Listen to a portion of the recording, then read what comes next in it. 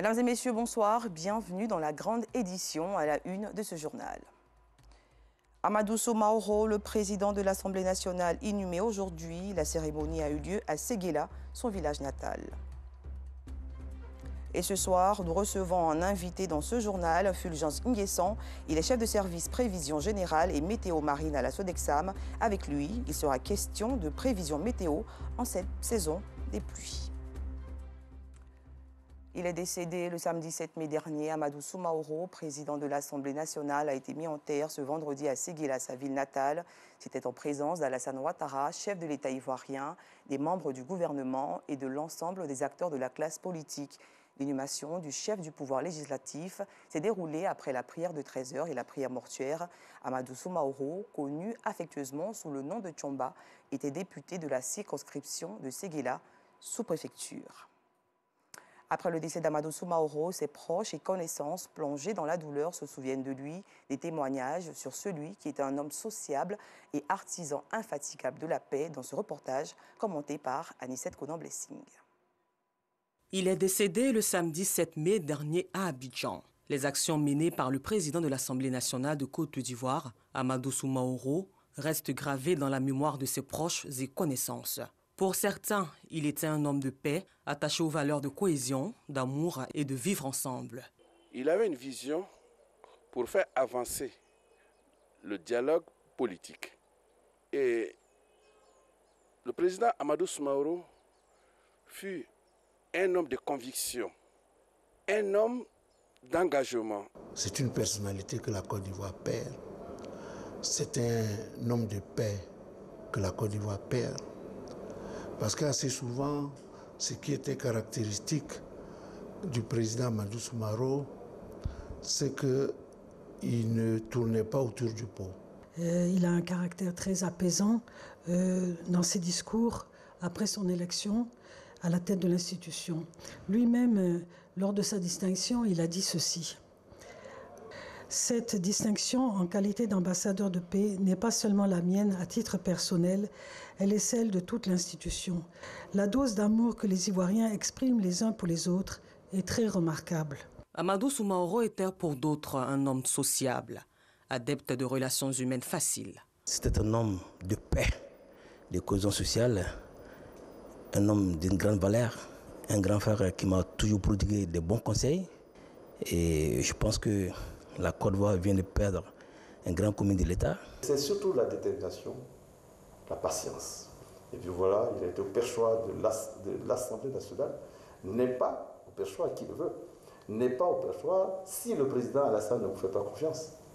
C'est parce qu'il fait partie des trois personnalités dignes de ce pays. Et dans ces trois personnalités, j'avoue que en matière de conviction, c'est la meilleure personnalité. Né le 31 octobre 1953 à Séguéla, dans la région du Ourodougou, Amadou Soumaoro était un homme d'État ivoirien. Après un deuil national de 3 jours déclaré par le gouvernement ivoirien et des obsèques dignes de son rang, Amadou Soumaoro repose à jamais à Séguéla, sa terre natale. Que la terre lui soit légère. Toujours de la tristesse dans ce journal, le président des Émirats arabes unis, le Cheikh Khalifa bin Zayed Al Nahyan, est décédé aujourd'hui à l'âge de 74 ans. À l'annonce de son décès, de nombreuses décisions ont été prises, notamment une période de deuil à effet immédiat pendant 40 jours. Les drapeaux seront également en berne. Le travail dans les administrations publiques et privées sera également suspendu pendant 3 jours avec effet immédiat. Selon la constitution émirienne, le vice-président et premier ministre Cheikh Mohammed Ben Rachid Al Maktoum, souverain de Dubaï, assurera la présidence jusqu'à l'élection d'un nouveau président. Une note de santé dans ce journal, le village d'Anono, dans la commune de Cocody, affiche sa volonté de se prendre en charge. La chefferie du village a initié les travaux d'extension de son centre de santé urbain. Le premier coup de pioche marquant le début des travaux a été effectué en présence de plusieurs partenaires au développement. Clément Bocco. Le centre de santé urbain à base communautaire d'Anono affiche complet tous les jours. Idriss est le médecin-chef de l'établissement. Ici, en moyenne, nous recevons quand même autour de 1500 patients en termes de consultations curatives de routine par mois, ce qui est quand même important. Pour accroître la capacité d'accueil de l'hôpital, la chefferie du village et le conseil d'administration ont initié la construction d'un nouvel édifice. La pose de la première pierre a eu lieu le 27 février de l'année 2020. Lors de la pose de la première pierre, je l'ai dit, l'expert à la matière nous a prouvé un budget de plus de 500 et quelques millions. Donc depuis lors, nous sommes à la recherche des moyens, quelle âme généreuse allait pouvoir nous accompagner. En tant que village, on n'a pas de subvention en tant que tel. Mais en même temps, nous, on ne va pas rester à chaque fois planifier ou bien faire la coupette. Il faut forcément nous-mêmes, on recherche nos propres fonds. Il faut forcément nous-mêmes, on se mettre au travail pour accompagner l'État de Côte d'Ivoire, accompagner le président Alassane dans son esprit de développement. Pour la tutelle, ce geste est à encourager. Le chef du village ainsi que tous les villageois nous ont fait honneur en nous donnant ce bâtiment qui va voir le jour bientôt au niveau de la santé. Et ce n'est pas donné à tous les peuples de le faire. Mais aujourd'hui, ils ont mis ça dans leur projet, dans leur vision. Et nous sommes très contents et nous allons les accompagner dans ce processus-là. Un acte également salué par les partenaires au développement qui accompagnent la communauté villageoise d'Anono. En tant qu'un enfant de la cité, c'était important d'appuyer cela. Donc c'était tout cœur.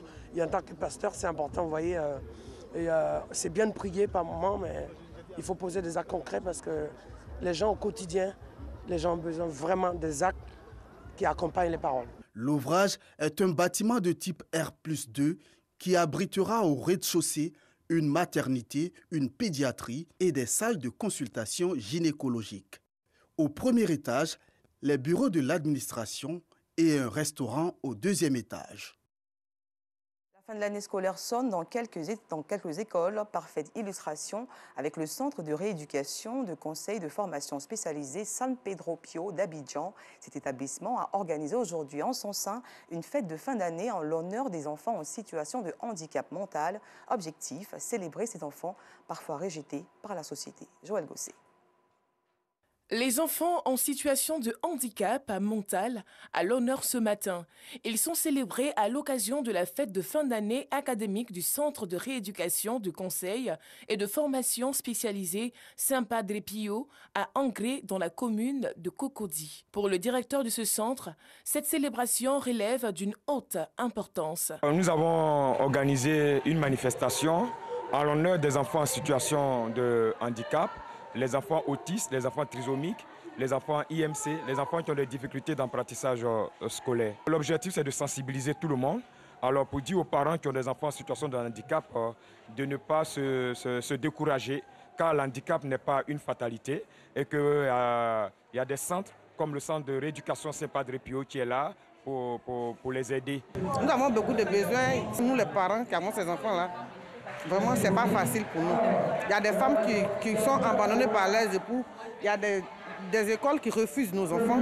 Disons, presque toutes les écoles refusent nos enfants. Il faut vraiment assez de moyens financiers pour pouvoir pousser cet enfant-là à devenir une personne dans cette société. L'initiative bénéficie du soutien de plusieurs institutions militantes pour la prise en charge des enfants en situation de handicap mental. Je crois que c'est une bonne occasion de fêter les enfants avec situation de handicap. Ils ont des atouts, ils ont des capacités, ils peuvent jouer, ils peuvent parler, ils peuvent danser, ils peuvent aussi effectivement faire une vie normale comme les autres. Et pour cela qu'aujourd'hui, nous sommes ici pour les soutenir. La cérémonie a été marquée par une vente aux enchères de tableaux réalisés par les pensionnaires du centre. Le gros tam-tam Kenyan Pli est sorti pour annoncer un événement heureux dans le village de Atakro. C'est dans la région du Gontougo. La bonne nouvelle, l'intronisation d'un nouveau chef du village, une décision préfectorale pour mettre fin au désordre dans cette localité. Anicette Conan-Blessing.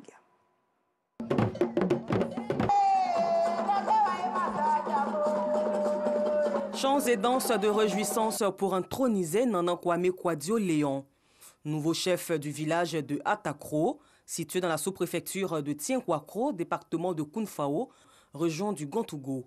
En présence d'autorités traditionnelles, administratives et politiques, il a officiellement reçu son arrêté de nomination des mains des autorités préfectorales. Vous êtes le symbole de paix et le symbole de développement de votre village, de vos nouvelles missions. Mission de développement, mission de cohésion sociale. Une initiative bien perçue et soutenue par les filles et fils de la région. Il faut accompagner effectivement le chef dans cette mission par notre apport. Il faut que nous puissions mettre autour de lui une équipe dynamique qui va l'aider dans sa tâche, ô combien de fois difficile. Nous allons être un relais pour lui. Nous l'invitons à assurer son rôle de relais auprès de l'administration. Gage d'une quiétude à Atakro, avec cette légitimité, commence une nouvelle vie du don de soi. Car le chef doit avoir toujours le ventre profond. Quand il y a un chef dans un village, nous en tant qu'opérateurs économiques, ça ne fait que nous rassurer. Les enfants de cette localité autour de leur nouveau chef pour ensemble réussir le pari du développement du village d'Atakro.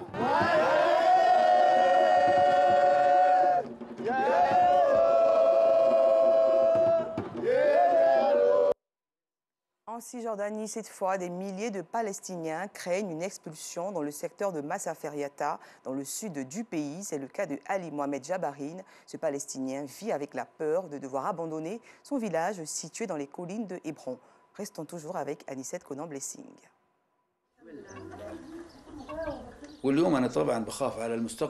Aujourd'hui, je crains pour mon avenir et celui de mes enfants, car je n'ai pas d'autre choix, c'est ma terre.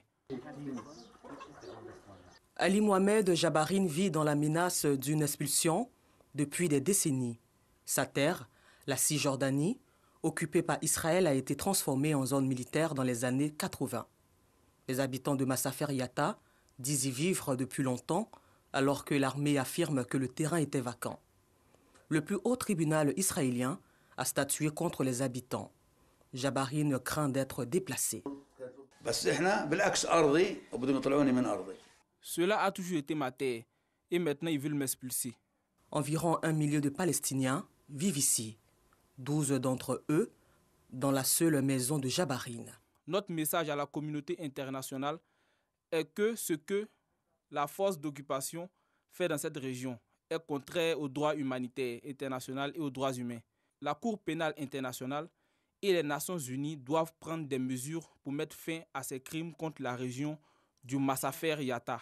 L'Union européenne a condamné la décision du tribunal israélien. Bien que le temps soit compté pour les habitants de Masafer Yatta, Jabarine ne compte pas être expulsé sans combattre. C'est ma terre et je ne peux pas la quitter. Les Israéliens sont fous. Nous mourrions pour notre terre. Depuis plusieurs semaines, des pluies torrentielles s'abattent sur le district d'Abidjan, des intempéries qui causent des dégâts humains et matériels. Elles n'ont certainement pas dit leur dernier mot. Et pour mieux appréhender ce phénomène météorologique, nous recevons Fulgence Nguessan. Il est chef de service prévision générale et météo marine à la Sodexam. Bonsoir et bienvenue sur le plateau. Merci, bonsoir madame. Comment expliquez-vous les caprices de la météo ces dernières semaines? Ok, effectivement, depuis ces derniers jours, il ne se passe pas plus de 3 à 4 jours sans pluie. Ce sont des signes annonciateurs que nous sommes pleinement en saison des pluies. Et la saison des pluies a débuté depuis le 1er avril 2022 et elle va s'étendre jusqu'au mois de juillet 2022. Alors, dans le sud de la Côte d'Ivoire ou partout en Côte d'Ivoire? Dans le sud de la Côte d'Ivoire. Au nord de la Côte d'Ivoire, elle va débuter dans le mois de juin 2022 et va s'étendre jusqu'en août 2022. Alors, vous avez dit depuis le 1er avril jusqu'en juillet. Oui. Alors, dites-nous, y a-t-il une période très sensible parmi ces mois? Oui, comme je le disais, nous sommes en saison de pluie. Et la saison des pluies est toujours suivie de fortes pluies. Et pendant cette saison des pluies, nous aurons le mois de juin, qui est le mois de forte abondance de pluie pour notre saison de pluie de la zone du sud. Donc, le mois de juin sera très sensible à des fortes pluies. Alors, quelles sont les dispositions à prendre justement dans cette période? Il faut dire que pour la saison des pluies qui a débuté depuis le 1er avril 2022, nous avons une tendance climatique qui donne pour cette saison des pluies une abondance de précipitations. Donc cette abondance de précipitations va se matérialiser par des fortes pluies. Et ces fortes pluies-là, nous attendons 716 mm de pluie qui sont supérieures à celle de la saison passée qui est à 545 mm de pluie. Donc vous convenez avec moi qu'on a une hausse de 171 mm de pluie. Alors donc pour l'Ivoirien lambda, qu'est-ce que cela veut dire? Cela veut dire que cette saison de pluie, il faut qu'on soit très vigilant. On aura une abondance de précipitations. Alors que fait la Sodexam justement pour accompagner les populations? Pour accompagner les populations pendant la saison des pluies, la Sodexam a mis en place un service de veille météorologique qui travaille 24 heures sur 24, nuit et jour, pour produire à temps réel les informations météorologiques envers la population. Et ces informations météorologiques sont portées vers la population à travers nos différents canaux de diffusion. Notre site internet qui est www.sodexam.com et aussi nos réseaux sociaux, Facebook, Twitter. Et aussi l'information est portée vers des structures étatiques comme l'Office national de la protection civile, la plateforme de la gestion des risques et des catastrophes, et aussi le centre d'information et de communication du gouvernement. Et le groupement des sapeurs-pompiers également? Exactement, le groupement des sapeurs-pompiers et aussi les médias d'État. Effectivement, la RTI, oui, et qui diffuse la météo juste avant les différents journaux. Exactement. Alors dites-nous, la Sodexam déjà est la société d'exploitation et de développement aéronautique, aéroportuaire et météorologique. Dans quelles conditions travaillez-vous pour obtenir ces résultats? Il faut dire que la Sodexam est une société qui est chargée de la météo en Côte d'Ivoire. Donc nous avons des stations de mesure un peu disséminées partout sur le territoire ivoirien. Donc ces stations de mesure-là, en saison de pluie, collectent des informations. Ces informations sont traitées par des ingénieurs météo. Tu produis un bulletin météo et ce bulletin est disséminé vers la population. Alors que comporte un bulletin? Un bulletin météo comporte des informations comme les informations sur le climat, sur l'atmosphère, sur les nuages, sur d'éventuels phénomènes météorologiques qui doivent advenir. Exactement. Donc nous encourageons la population à suivre les bulletins météo réalisés par la Sodexam. Alors vous avez dit que vous partagez ces informations via des structures étatiques. Oui. Est-ce que vous êtes sûr que ces informations parviennent aux populations? Quels sont les leviers que vous utilisez justement pour être sûr que ces informations, parce que c'est la population, la cible qui vit ces difficultés pendant les saisons des pluies, êtes-vous sûr que ces populations reçoivent ces informations? Oui, nous évaluons ces informations à travers nos différents abonnés sur nos différents réseaux sociaux. Depuis deux ans maintenant, les remontées des informations de nos différents abonnés qui nous parviennent nous permettent de nous améliorer. Donc quand nous remarquons que nous avons plus d'abonnés qui s'intéressent à la météo, cela nous fait dire que la population, l'individu lambda est informé des informations météo que nous distillons à la population. Alors quels conseils donnez-vous à la population pour éviter tous ces désagréments que nous rencontrons en saison des pluies? OK, ce que nous pouvons dire, c'est que nous sommes en saison de pluie, nous sommes pleinement dans la grande saison de pluie, et nous demandons aux populations qui sont encore dans les zones à risque de libérer ces zones à risque-là, parce que nous prévoyons une abondance de précipitations dans ces zones-là, et cette abondance de précipitations peut causer des glissements de terrain qui peuvent malheureusement entraîner des pertes en vies humaines. Alors je veux dire, il n'y a pas seulement que les zones à risque. Aujourd'hui à Abidjan, toutes les zones, même les quartiers d'IUP, ont tous déjà vécu ces situations. Prenons le cas de la cité Alabra à la Riviera Palmeraie, ce n'est pas seulement ces zones qui sont touchées. Oui, c'est pour cette raison que nous demandons aux populations d'éviter d'obstruer les voies d'écoulement des eaux. Parce que sur les caniveaux, vous déversez des ordures dans les caniveaux, vous créez un obstacle au passage de l'eau. Et si l'eau n'arrive pas à passer, il prendra n'importe quel chemin et se retrouvera dans nos maisons. D'accord. Ensuite, quelles sont les autres actions, les autres conseils plutôt que vous pouvez donner à la population? Nous demandons aussi à la population de pouvoir suivre les bulletins météo produits par la Sodexam. Parce qu'un bulletin météo est porteur d'informations clés sur le climat. Donc, si nos populations suivent les différents bulletins météo, elles ne seront pas surprises par l'arrivée d'un phénomène météorologique. Est-ce que la Sodexam est accessible en dehors des structures qui partagent des informations? Est-ce que la population peut venir vers vous directement pour avoir certaines informations notamment? Effectivement, nous, précédemment, je vous ai dit que nous avons les différents canaux de diffusion d'informations, nos réseaux sociaux. Exactement. Voilà, et nous avons un téléphone ouvert. Un numéro ouvert? Un numéro ouvert H24. Si vous le permettez, je peux... Allez-y. Le 27 21 58 62 94. Le 27 21 58 62 94. Le numéro est ouvert. Tout individu lambda peut appeler parce que nous sommes une société d'État. Bien sûr. Donc notre rôle régalien, c'est d'assurer la protection des biens et des personnes. Merci. Alors, merci d'être venu sur notre plateau. Merci, madame. Nous recevions monsieur Fulgence Nguessan, chef de service prévision générale météo marine à la Sodexam. Avec lui, nous avons échangé sur la question des prévisions météo en cette période de forte pluie qui s'annonce. Un dernier mot.